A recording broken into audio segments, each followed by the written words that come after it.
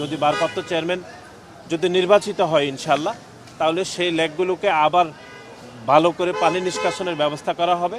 আপনারা জানেন যে আমাদের দলের ভারপ্রাপ্ত চেয়ারম্যান জনাব তারেক রহমান ঢাকা 17 আসন থেকে নির্বাচন করছেন দানের শীষের প্রার্থী হিসাবে। গতকালও দুইটি থানার বৈঠক হয়েছিল, একটি হচ্ছে বনানী আর একটি হচ্ছে ক্যান্টনমেন্ট। আজকে সকালবেলা তিনি গুলশান থানার বিভিন্ন পর্যায়ের নেতৃবৃন্দের সাথে তিনি কথা বলেছেন এবং আমাদের এখানে যারা দীর্ঘদিন ধরে থানায় রাজনীতি করেন, আমাদের বিএনপি এবং অঙ্গ সংগঠনের নেতাকর্মীরা ভোটারদের থেকে যে সমস্যাগুলো ভোটাররা বলেছেন, যে গুলশানে যারা স্থায়ী বাসিন্দা বা ভোটার, সেগুলো ভারপ্রাপ্ত চেয়ারম্যানকে তারা বলেছেন যে এই সমস্যাগুলো ভোটাররা বলেছেন। সেগুলোর বিষয়ে ভারপ্রাপ্ত চেয়ারম্যান নেতাকর্মীদেরকে বলেছেন যে কিভাবে ভোটারদেরকে দলের পক্ষ থেকে আশ্বস্ত করা যায়, সেগুলো বলেছেন। বিশেষ করে গুলশান এলাকাতে এখানে সোশ্যাল সিকিউরিটির বিষয়ে অনেকদিন ধরে একটা সমস্যা রয়েছে, সামাজিক নিরাপত্তা। তারপরে হচ্ছে গুলশানে অনেকগুলো লেক যেগুলো রয়েছিল সেগুলো অনেকগুলো ঠিকঠাক আছে, অনেকগুলো ঠিকঠাক নাই। সেগুলো দলের পক্ষ থেকে বলা হয়েছে যে যদি ভারপ্রাপ্ত চেয়ারম্যান যদি নির্বাচিত হয় ইনশাল্লাহ, তাহলে সেই লেকগুলোকে আবার ভালো করে পানি নিষ্কাশনের ব্যবস্থা করা হবে।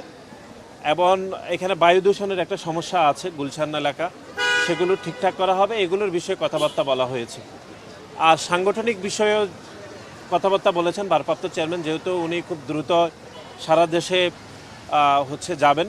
সেক্ষেত্রে গুলশান এলাকার নেতৃবৃন্দরা ভারপ্রাপ্ত চেয়ারম্যানকে বলেছেন যে যেহেতু উনি সারা বাংলাদেশের 298টি আসনে তিনি দেখবেন আমাদের দলের চেয়ারপারসন হিসাবে।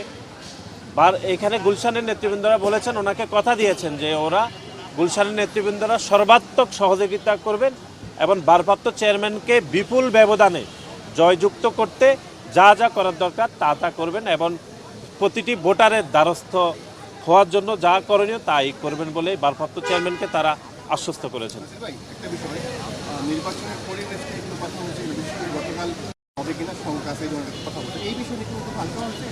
না, এগুলো তো নির্বাচন নিয়ে কোনো সংশয় নেই এবং আগামী 12ই ফেব্রুয়ারি নির্বাচন হবে ইনশাল্লাহ, এবং সেটা নির্ধারণ করেই তো আমাদের যাবতীয় কাজগুলো চলমান রয়েছে। আসলে আজকে নির্বাচনের বিষয়ে এবং ঢাকা 17 আসনের বাইরে আর কোনো কথাবার্তা হয়নি। এর বিষয়ে পলিসির বিষয়ে দুই একটি কথা হয়েছে, সেগুলো ভারপ্রাপ্ত চেয়ারম্যান অ্যাড্রেস করেছেন খুব ভালোভাবে।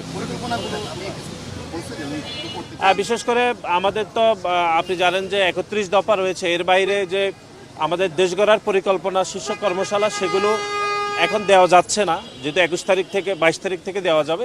সেগুলোর বিষয়ে কথাবার্তা হয়েছে। আর গুলশান যেহেতু বাংলাদেশের অন্য যে কোনো অঞ্চল থেকে এই অঞ্চলের ভোটাররা, আপনারা জানেন যে এখানে একটু ভিন্ন দাসের ভোটার, এখানে সমাজের উচ্চবিত্ত শিক্ষিত ভোটার, সুতরাং তাদেরকে দানের শীষের পক্ষে আনার জন্য কিভাবে ভোটে অ্যাপ্রোচ করা হবে সে বিষয়ে ভারপ্রাপ্ত চেয়ারম্যান নেতাকর্মীদেরকে নির্দেশনা দিয়েছেন। Thank you.